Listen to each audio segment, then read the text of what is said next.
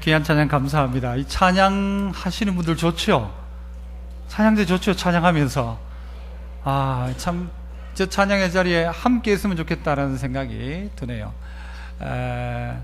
여러분, 예배가 기대가 되십니까? 이 예배가 기대가 돼야 되거든요.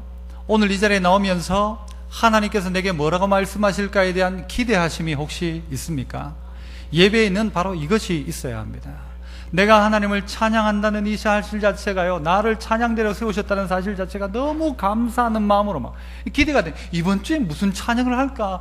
오늘 이 찬양을 통해서 참 하나님이 얼마나 영광을 받으실까? 막 이게 기대가 되어져야 되죠. 여러분, 이 나라를 보시면 기대가 되십니까? 이제는 좀 아멘이 조금 그죠? 나라를 생각할 때 기대가 되십니까? 아니면 착잡해지십니까? 여러분, 오늘 읽진 않았습니다만은요, 오늘 본문 뒤쪽으로 가면 이스라엘의 상황을 이렇게 이야기하고 있습니다. 북쪽에서 한 끓는 가마를 준비해서 그 끓는 가마가 북에서 기울어졌다라고 합니다. 이 끓는 가마라는 것은 끓여놓은 가마입니다. 불쇳덩이를 녹인 거라고 생각하면 됩니다. 그 가마가 어느 쪽으로 기울어진 거예요? 북쪽에서부터 남쪽으로 기울어진 겁니다. 기울어져 가지고 쏟겼습니까? 기울어져 있습니까? 기울어져 있는 상태거든요. 오늘 지금 이 나라의 상태도 이런 상태라고 해도 되지 않을까요? 북쪽에 끓는 가마를 하나님 준비하셔가지고는 딱 기울여 있어요. 이때 우리가 해야 될 일이 무엇일까? 어떻게 하면 이 나라 뜰까? 어떻게 하면 라면 사놓고 어떻게 할까? 또 반면 걱정하지 마라, 그런 일 없다, 걱정하지 마라, 아무 생각 없이 살아가는 것도 문제고, 아무 생각 없이 그냥 괜찮을 거라고 생각하는 것도 문제입니다. 이런 위기 앞에서 그리스도인들이 해야 할 것은 뭔가 하면 우리가 할 수 있는 부분이 아니니까 어떻게 합니까? 하나님을 기대하는 것입니다. 하나님 기대하라. 그래서 오늘 저는요, 설교의 제목을 기대가 다르면 결과도 다르다, 이렇게 제목을 잡았습니다. 같이 한번 해볼까요? 시작. 기대가 다르면 결과도 다르다. 내가 이만큼 기대하면요, 그 기대에 따라 움직이기 시작하고, 그렇게 움직인 그에게는 결과도 달라진다는 것입니다. 그러나 기대가 없는 사람은요, 바뀔 것도 없는 것입니다. 예배에 나오면서도 안 나올 수는 없고, 가정의 평화를 위해서 나오긴 나오는데 앉았다가 그냥 가는 걸로 그냥 기대 없이 예배에 참석하지 말라는 것입니다. 예배를 통하여 하나님 내게 말씀하실 것이라는 기대. 오늘 예배는 누구를 위하여 준비된 예배? 나를 위하여 준비된 예배라는 이 마음을 가지고 말씀의 자리 앞에 나가는 사람에게는 뭐가 달라진다고요? 예배를 통하여 나타나는 우리의 삶의 결론이 바뀌기 시작하는 것입니다. 하지만 아무 기대 없이 일하고 아무 기대 없이 사는 사람, 그에게 일어나는 역사도 그 역사라고 본인은 깨닫지도 못하는 것입니다. 깨닫지도 못하죠. 그래서 믿음의 성도 여러분, 이런 상황 속에 있는 이때에 우리의 기대는 과연 어디에 있습니까? 뭘 기대해야 하겠습니까? 오늘 이 본문 예레미야는요, 원래 이 예레미야의 아버지가 hil기야라는 제사장이에요. 이 제사장은 제사장인데 1장에 보시면 아나돗 제사장이에요. 원래 제사장은요, 예루살렘이 있어야 되는데 아나돗에서 제사장하는 이유가 뭔가 하면요, 이 사람이 솔로몬 당시에 좌천을 당했습니다. 그러니까 기울어져가는 제사장 가문의 아들 예레미야라는 것입니다. 나라는 저 북쪽에서 끓는 가마가 탁 기울어져 있는 이런 상황 속에 있는 예레미야, 기울어져가는 가문의 예레미야, 기대할 것이라고는 자기에게 기대할 것 없는 예레미야에게 오늘 하나님은 어떻게 그의 기대를 만들어내시고 어떻게 그의 결과를 바꿔가시는가. 그 첫 번째는요, 따라서 해볼까요? 말씀을 기대하면 결과가 다른 인생이 된다. 말씀을 기대하는 사람은 그의 결과가 다른 인생, 결론이 달라진다는 거죠. 결론이 바뀐다는 거죠. 뻔한 결론이 아니고 새로운 결론, 좋은 결론의 역사가 나타난다. 누구에게요? 말씀을 기대하는 사람에게. 오늘 본문 안 읽었습니다만 앞쪽에 보면 2절에도 보면 마지막에 뭐라는가 하면 여호와의 말씀이 예레미야에게 임하였다 그럽니다. 3절 마지막에도 보면요, 곧 5월에 예루살렘이 사로잡혀 가기까지 임하니라. 뭐가 임했다는 것일까요? 여호와의 말씀이 임하였다. 오늘 4절에도 보면 여호와의 뭐가요? 말씀이 누구에게? 내게 임하니라. 여호와의 말씀이 내게 임하였다라는 것입니다. 말씀이 임하기 시작하면요, 그 사람 기대해 봐도 괜찮습니다. 말씀 가운데 나와 그 말씀의 은혜를 받는 사람, 그의 인생 기대해도 될 법합니다. 오늘 말씀의 은혜를 경험하는 사람, 이번 한 주간 살아갈 때 기대해 봄직합니다. 기대해 봄직합니다. 그러나 말씀이 없는 사람에게는요, 이 한 주간 별다르지 않을 것입니다. 성경 가운데도 보면 아브라함이 본토 친척 아비 집에서 뭐 하고 있었습니까?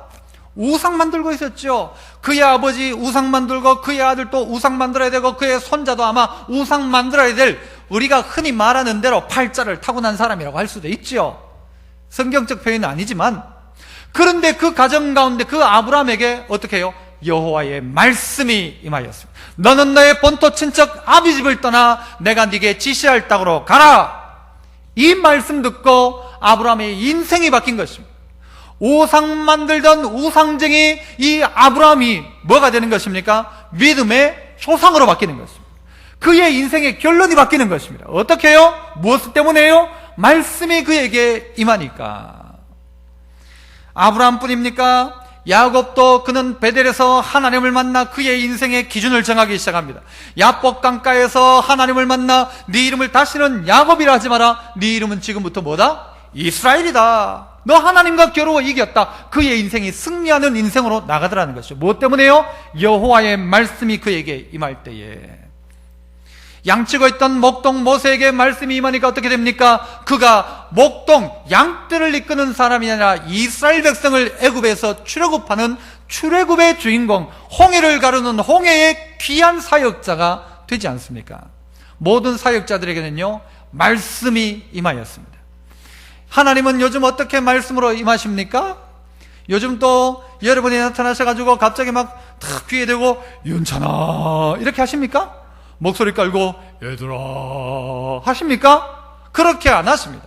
그러면 하나님은 어떻게 말씀하십니까? 우리가 어떻게 말씀으로 임하시는 하나님을 만날 수 있습니까?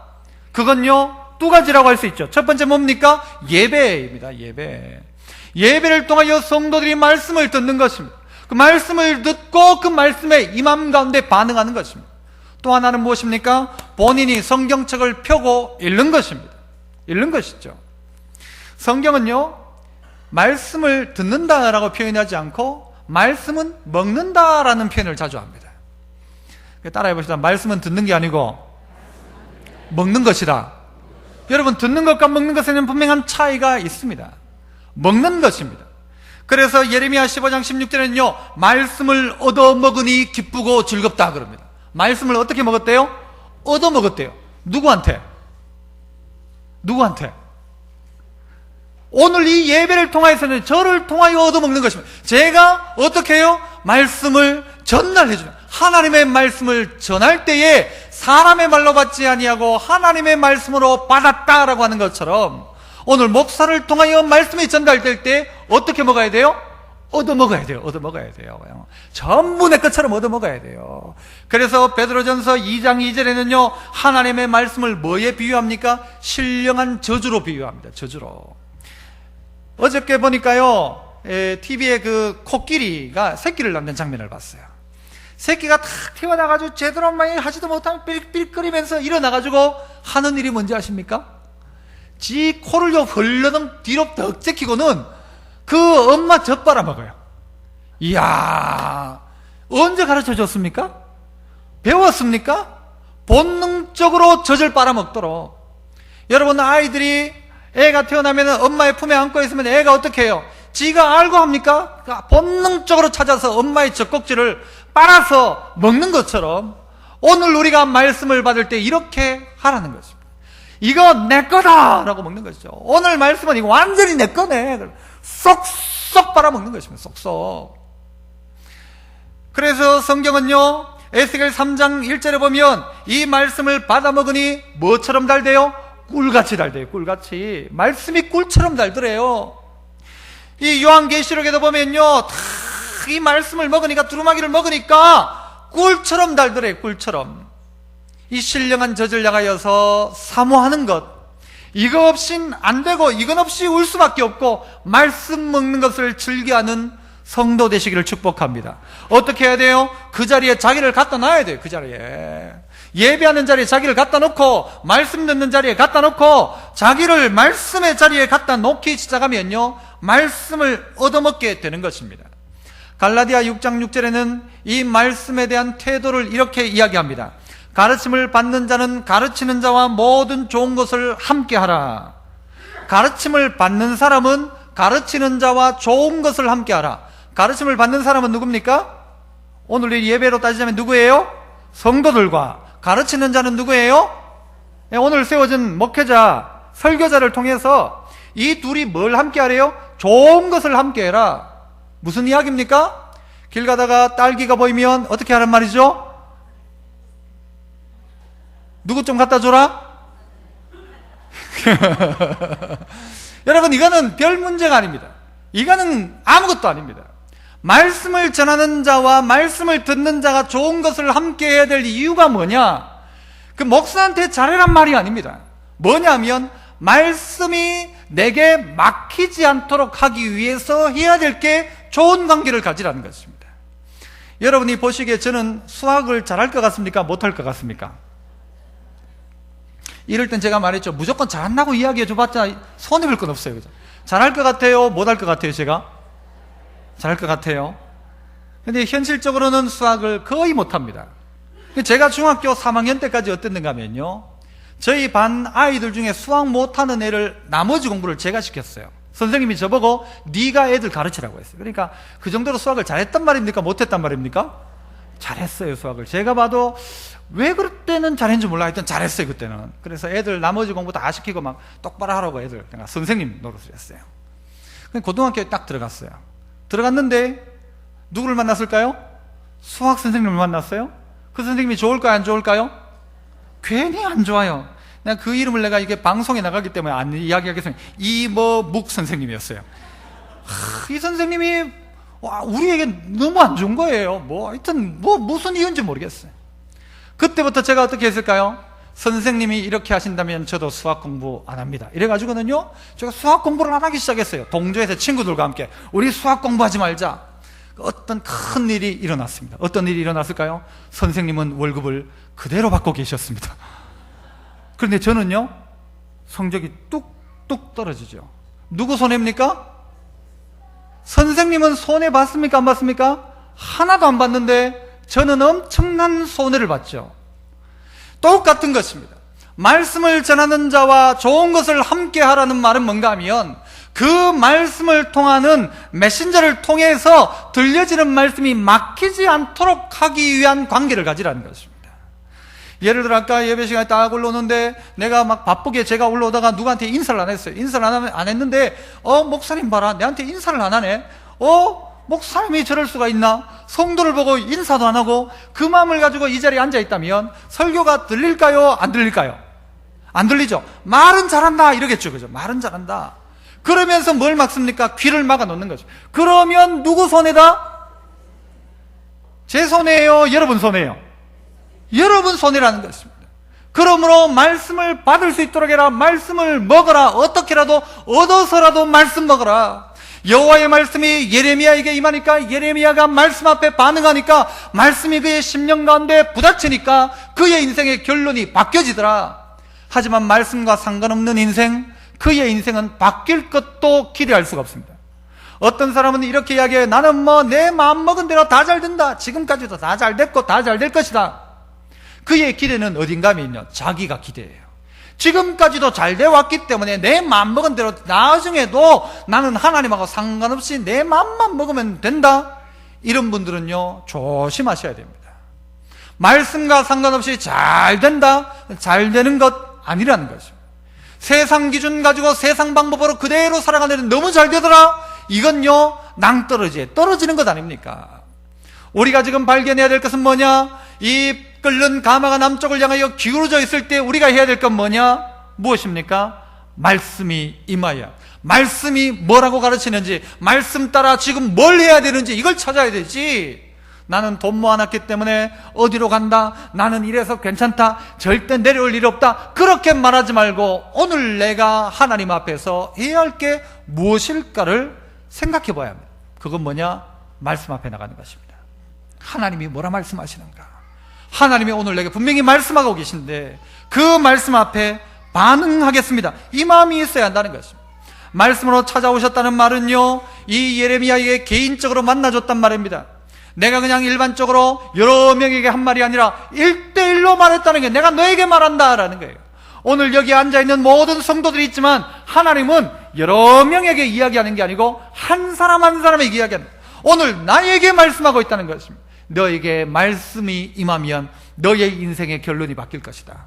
너의 삶에 끓는 가마가 남쪽으로 기울어져 있다 한들 말씀이 너에게 임하면 소망이 있다. 걱정하지 말라는 것이죠. 그러나 진짜 걱정할 것은 뭐냐? 내가 말씀 없이 살아간다는 것이죠. 예수는 믿는데 말씀과는 상관없이 살아가는 거예요. 예수님은 믿는다고 하는데 내 모든 삶의 결론과 시작은 전부 내 뜻, 내 방법대로 가는 거예요. 그렇게 하면 안 된다 가르쳐주고 있는 것입니다. 믿음의 성도 여러분, 말씀을 듣는 자에게 어떤 태도를 가져야 하는가, 말씀을 또 전하는 자도 어떤 태도를 가져야 하는가. 이사야 50장 4절에 보니까요, 여호와께서 학자의 혀를 내게 주셨대요. 그래서 나로 궁핍한 자를 말로 어떻게 도와줄 줄 알게 하시고, 하나님이 내게 학자의 혀를 주셔서 이 혀 가지고 뭐 하는가 하면요, 궁핍한 자를 도와줄 수 있도록 해달라고. 여러분들도 똑같이 그러해야 합니다. 하나님 내게 주신 말씀 가지고 궁핍한 자를 돕게 하옵소서. 또한요, 아침마다 깨우치시되 나의 귀를 깨우치사 학자같이 알아듣게 하시나이다. 학자같이 알아듣도록 하나님 말씀이 임할 때 학자같이 알아듣게 하시고, 깨달은 말씀을 가지고 궁핍한 자에게 도와줄 수 있는 나의 삶이 되게 하옵소서. 이것이 성도의 태도가 되어야 한다는 것이죠. 그러기 위해서 말씀 앞에 나가야 한다는 것입니다. 말씀 앞에 나가라. 어떤 분은요, 멀리 있는 자녀에게 오늘 들었던 설교를요 요약해가지고 본인이 설교를 한대요. 저는 30분 설교하는데 이분들은요 1시간씩 설교를 한대요. 도대체 뭘 가지고 하는지 모르지만, 그죠? 자기가 받았던 말씀을요 나누기 시작하는 겁니다. 딸에게 나누고 아들에게 나누고 멀리 있는 자녀에게 나누고, 네 살 길은 다른 거 아니고 말씀 사는 거다, 말씀대로 사는 거다. 이거를 자녀에게도 가르쳐 주도록, 궁핍한 자가 들을 수 있도록 가르쳐 주라는 것입니다. 언젠가 한번 제가 어느 결혼식을 가서 줄을 하고 마치고 나오니까요, 한 여자분이 저를 막 따라 나와요. 저는 처음 보는 분이죠. 그분이 저보고 뭐라고 이야기하시는가 하면, 극동방송을 들었는데 목소리를 듣다 보니까 어디 꼭 듣던 목소리여가지고, 그 이름을 보니까 이윤찬 목사님이어가지고, 아이고 이 목사님을 만났다 싶어가지고 어떻게 여기서 만났냐 하면서 본인이 따라 나와서 본인 이야기를 하는 거예요. 어느 교회 장로님 부인이신데 이분이 뭐라고 하는가 하면요, 퇴근 시간만 되면 이 제 설교를 듣는 거예요. 들으면서 그걸요 막 그게 좋아가지고 적어가지고 저녁이 되면 자기 남편하고 그 본문 설교 내용 가지고 막 나눈대요. 막. 여러분, 말씀 앞에 반응하는 것은 바로 이런 것입니다. 그 말씀이 한 주간의 나의 삶을 지탱하고, 그 말씀이 좋아가지고 아까처럼 어떻게 해요? 그 말씀이야 꿀송이처럼 달다. 막 달고 따라가지고 나누고 베풀고 이야기하고 얻어먹고 그렇게 해라. 그러면 그 사람 바뀐다. 수일 내에 그 사람에게 좋은 일이 일어나다. 저는 분명히 확신합니다. 말씀이 그렇게 좋고 말씀 따라 움직이고 말씀 따라 살려는 그 의지가 있는 그에게, 그 기대가 있는 그에게, 말씀의 기대가 있는 그에게 하나님은요 그의 길을 분명히 인도하십니다. 아멘. 하나님 분명히 그렇게 하신다니까요. 저 사람이야 다른 생각 놓고 말씀대로 살아간다, 좀 손해보는 것 같아도 말씀대로 산다, 그의 인생 가운데 변화가 나타난다니까요. 이게 하나님 방법 아닙니까? 여러분, 말씀을 기대하십시오. 여러분, 말씀을 기대하시면요 여러분의 이 결론이 달라집니다. 결과가 다른 인생이 되고야 만다는 것입니다. 두 번째는 따라해 봅시다. 나를 기대하지 말고 하나님을 기대하라. 자, 6절을 보십시오. 6절을 보면 이 예레미야가 뭐라고 합니까? 내가 이르되 어떻소이다? 슬프도소이다. 주 여호와여 보소서, 나는 아이라 말할 줄을 알지 못하나이다. 이렇게 이야기합니다. 베드로가 예수님을 만났을 때 베드로는 뭐라고 예수님께 고백합니까? 주여 나를 떠나소서, 나는 죄인이로소이다. 이 말과 슬프도소이다, 이 말과는 좀 비슷한 것 같습니까? 다른 것 같습니까? 나는 죄인이로소이다, 이 말은요 자기의 본질을 깨달은 거예요. 그 위대하신 하나님을 만나고 나니까, 주님을 만나고 나니까 내가 죄인이란 게 토해져 나오는 거예요. 이사야도 나는 화로다 나여 망하게 되었도다 그렇게 이야기하죠. 그런데 예레미야의 고백은 뭐예요? 슬프도소이다. 조금 차이가 있는 것 같습니까? 없는 것 같습니까? 설교의 분위기를 보니까 있는 것 같습니까? 없는 것 같습니까? 있는 것 같죠. 차이가 있습니다. 뭐가 슬프다는 겁니까? 뭐가 슬프다는 거예요? 여러분 다시 한번 5절 말씀을 보세요. 뭐라고 말씀하시는가? 하나님이 내가 너를 모태에 짓기 전에 너를 어떻게 했대요? 알았대요. 놀라워요? 안 놀라워요? 슬퍼요? 기뻐요? 아니, 대답 똑바로 한번 해보세요. 슬퍼요? 기뻐요? 내가 너를 모태에 짓기 전에 너를 알았다. 할렐루야예요? 아니면 놀렐루야예요? 할렐루야죠. 하나님 나를 그렇게 하셨군요. 또 뭐라고 말해요? 네가 배에서 나오기 전에 너를 성별했다. 슬퍼요? 기뻐요? 기뻐야죠. 또 뭐라고 말해요?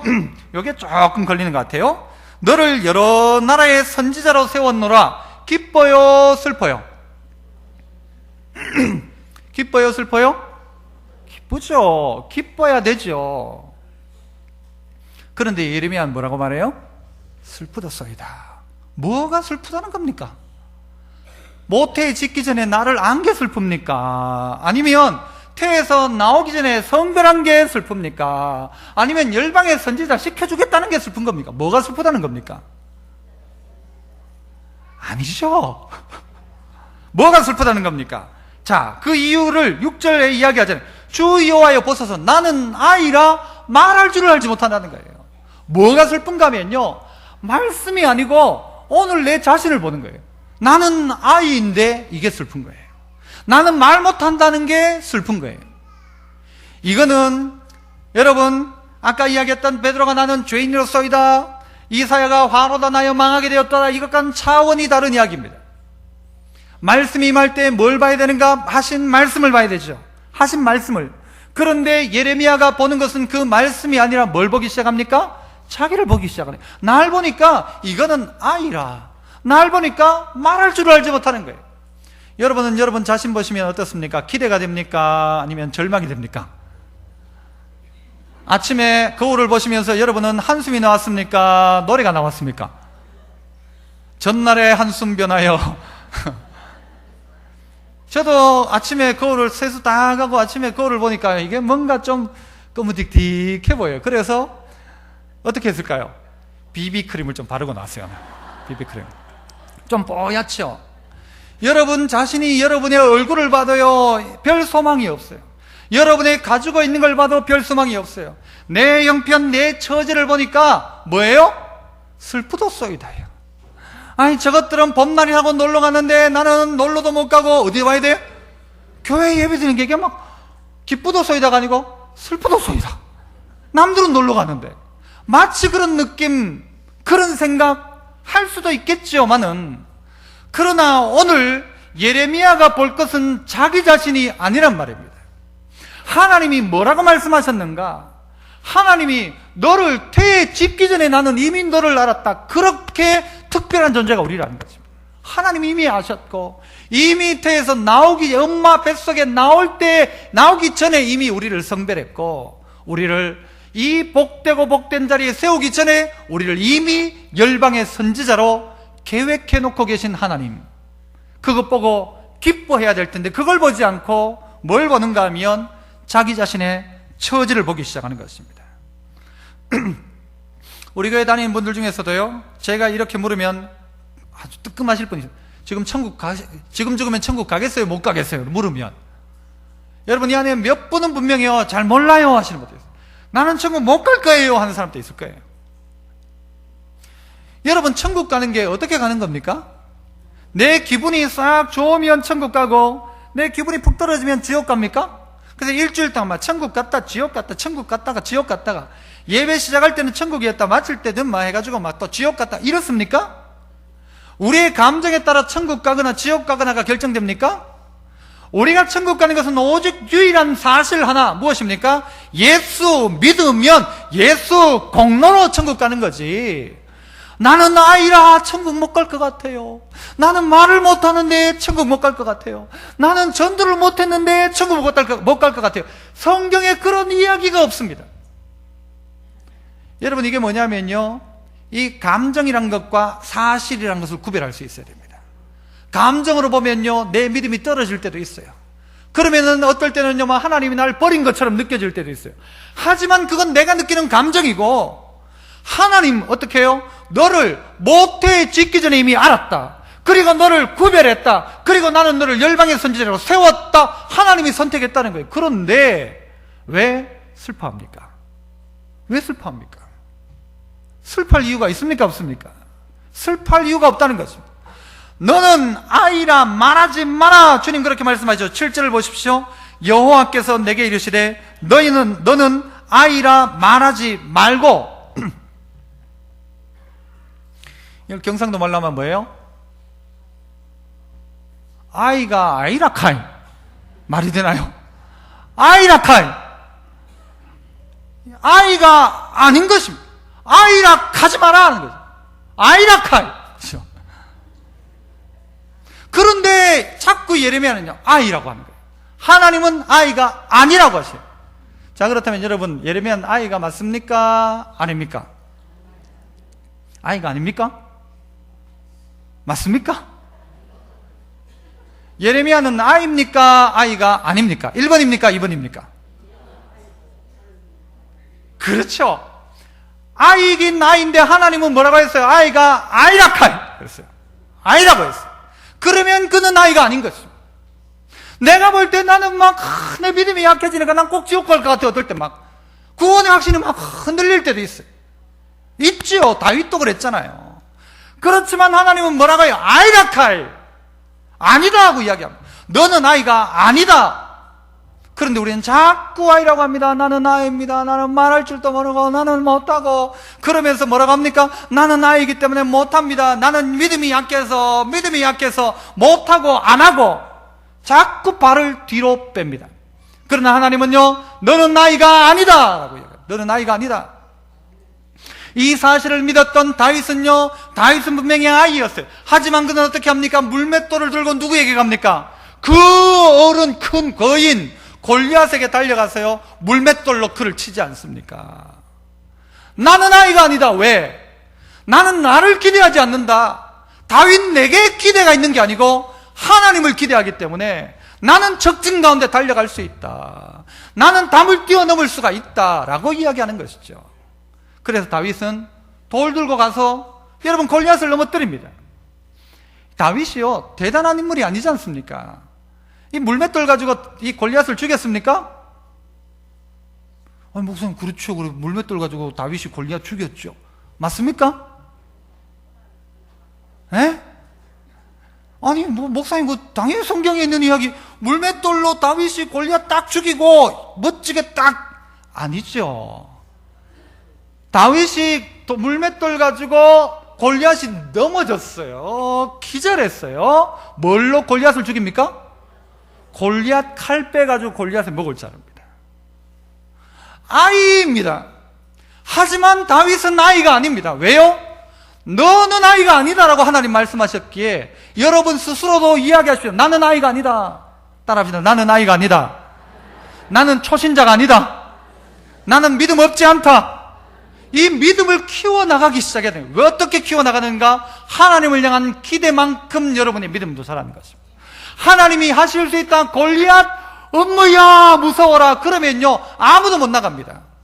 그러나 골리앗이 두렵지 않은 이유가 뭔가 하면 내게 물맷돌이 있어서 두렵지 않은 것이 아니라 하나님이 나와 함께 하신다는 하나님에 대한 기대, 이 기대를 가지고 나가니까 그 동네에 가장 적은 군인들 중에 가장 약한 모습이었던 다윗이 돌 들고 나가가지고 그 골리앗을 무너뜨리지 않습니까? 믿음의 성도 여러분, 힘들다고 말하지 마십시오.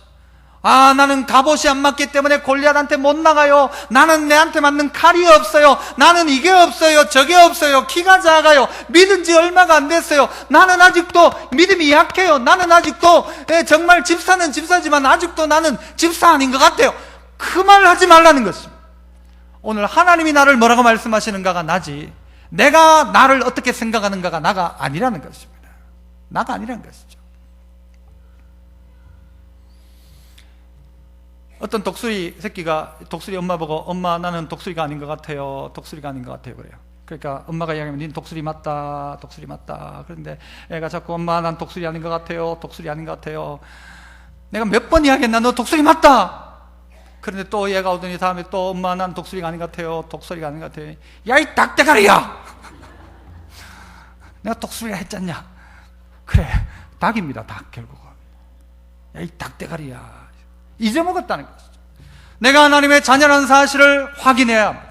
하나님을 기대하십시오. 그러면 되는 것입니다.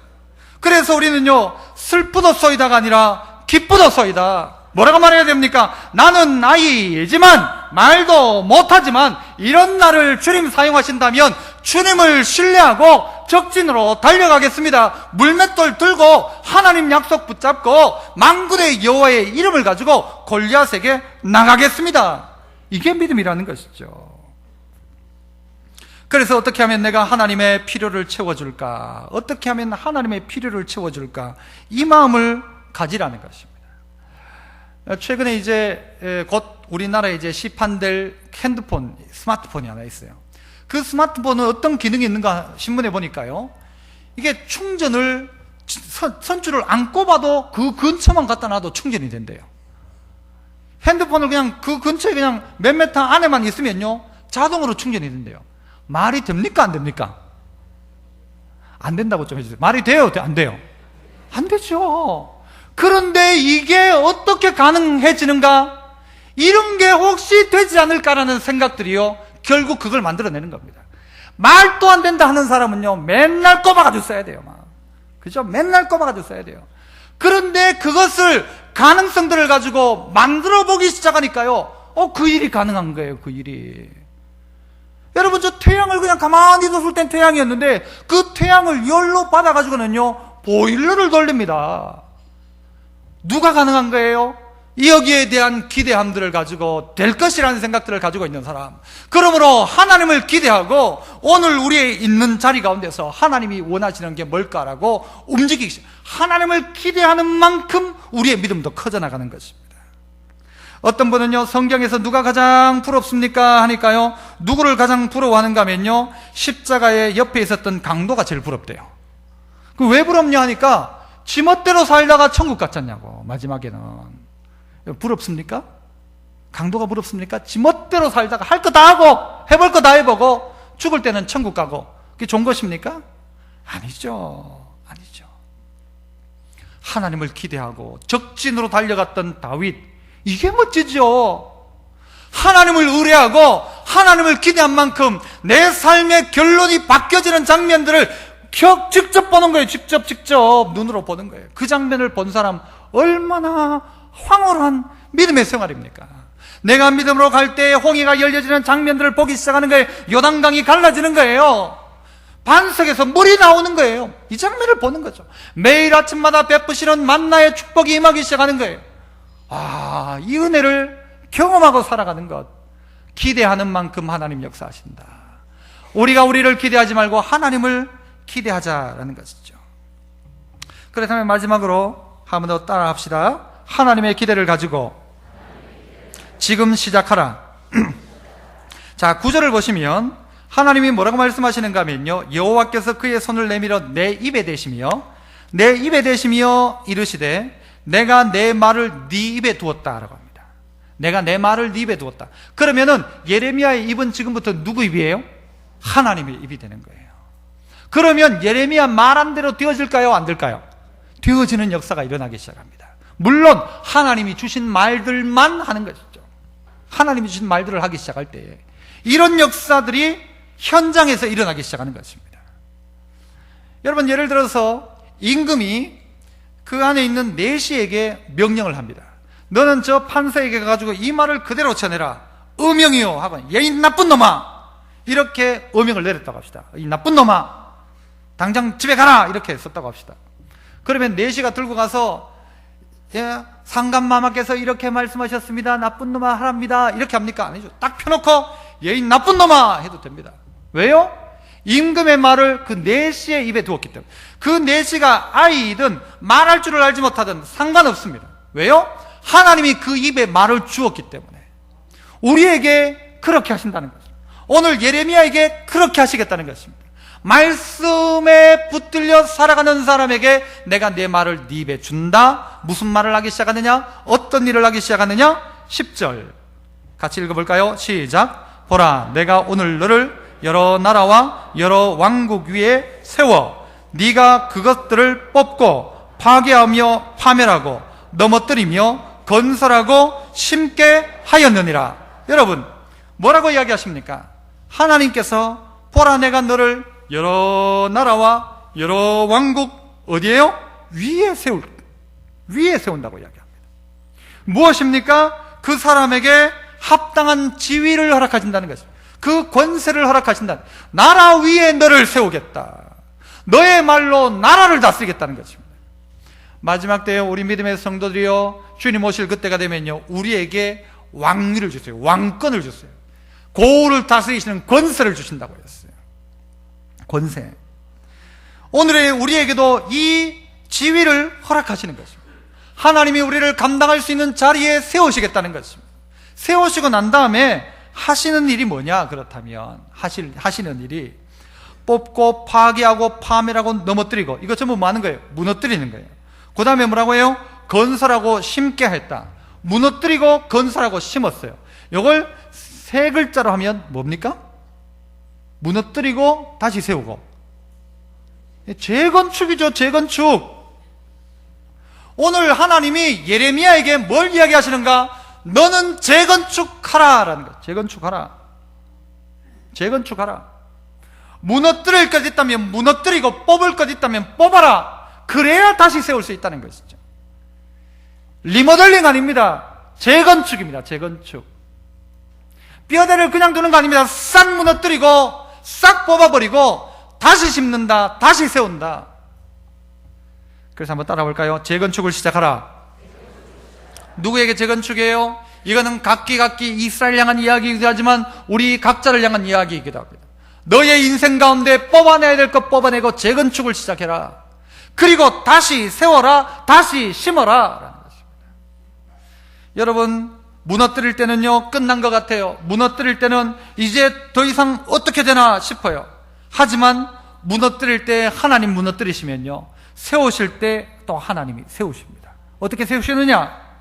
1949년도에 중국이 공산화될 당시에, 그때 당시에 중국의 기독교인이 얼마였는가? 60만 명이었어요. 얼마요?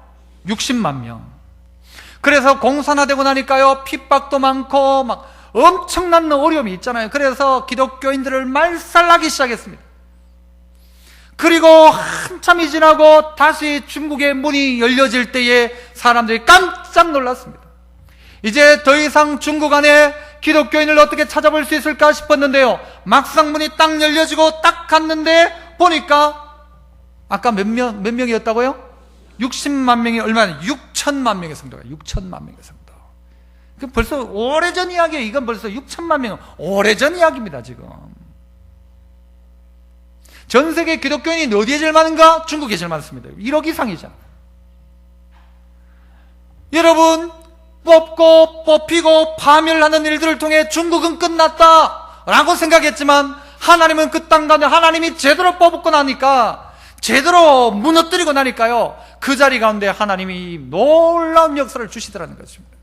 지금 북한에도요, 그렇게 예수 믿는 사람 그렇게 지독하게 죽이지만, 어떤 사람들은요, 우리가 들어보면요, 아스팔트 포장하는데 그 밑에 깔아주고 죽이기도 하고요. 여러분, 저기 수용소는요, 기독교인들 거의 대부분이 거기가 있는데, 그럼에도 불구하고 어떤 사람들은 북한에 지금 기독교인이 40만 명이다라고 이야기합니다. 여러분, 오늘 우리에게 하나님의 기대가 이제는 어떻게 돼야 되는가? 하나님의 그 기대, 우리가 하나님을 기대했지만 이제 그 하나님께서 누구를 기대하는가? 우리를 기대하십니다. 너를 통하여 뽑고 파멸하고 파괴하고 무너뜨리고 너를 통하여 다시 세우고 다시 심을 것이다. 누구를 통해서? 너를 통해서 할 것이다. 그래서 하나님의 기대가 이제는 누구를 향하여 와 있는가 하면요, 우리 각자를 향하여 와 있는 거죠. 나는 너를 기대한다. 나는 너를 기대한다. 내가 나를 보면 나는 아이고 말 못하지만 하나님의 기대를 업고 있는 우리는 그때부터 기대할 것 있는 인생이 되는 것입니다. 옆에 있는 분에게 한번 해볼까요? 기대합니다. 네, 기대하겠습니다. 여러분 기대했으면 좋겠어요. 옆에 있는 분의 믿음을 기대했으면 좋겠어요. 당신이 믿음으로 성장할 것을 나는 기대합니다. 당신이 믿음 가운데 굳게 설 것이라고 나는 믿습니다. 기대합니다. 왜냐? 하나님이 위대하시기에. 우리가 하나님을 기대한다면 하나님 그렇게 하실 것이라는 것이죠.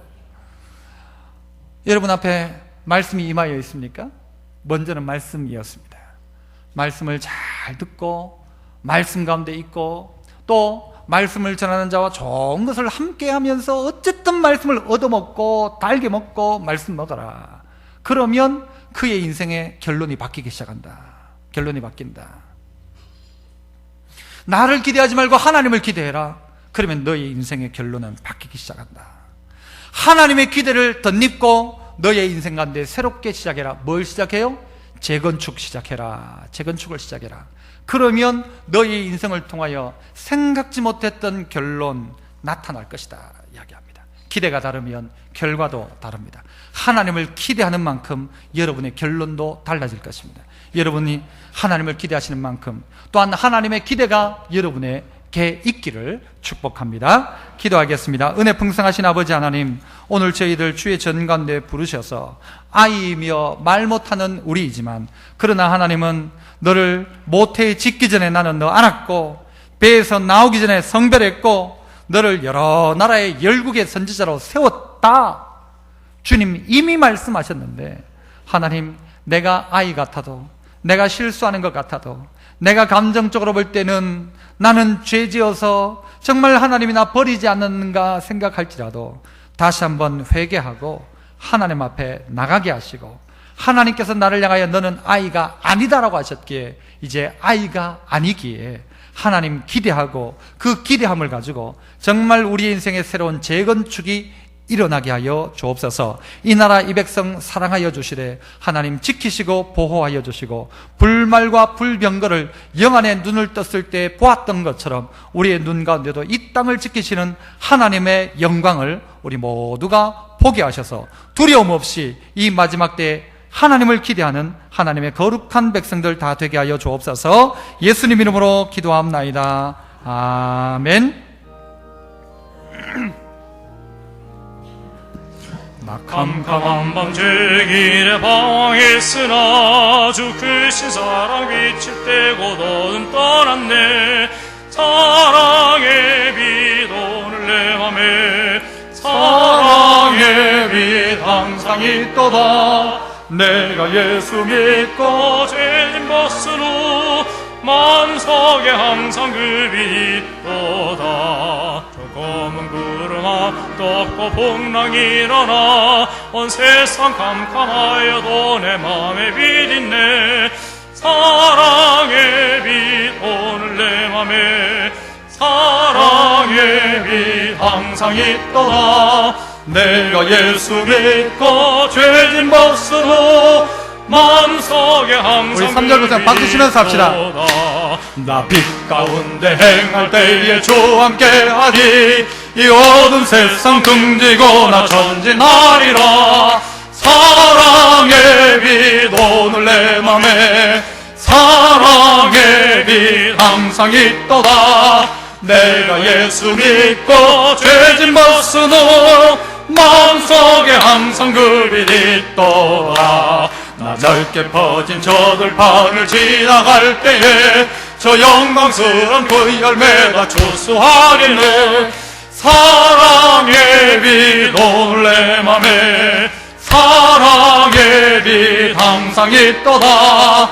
내가 예수 믿고 죄진 벗은 후 마음속에 항상 그 빛 있도다. 나 잠시 후에 영광의 빛 내게 비칠 때 그 영광스러운 주를 나 편히 뵙겠네. 사랑의 빛 오늘 내 맘에 사랑의 빛 항상 있도다. 내가 예수 믿고 죄짐 벗은 후 마음속에 항상 그 빛이 있도다. 은혜 풍성하신 아버지 하나님 감사합니다. 오늘도 캄캄한 밤 죄악의 길에 있던 우리들이었지만 그러나 주의 사랑이 비치고 주의 말씀이 임할 때에 어둠은 떠나가고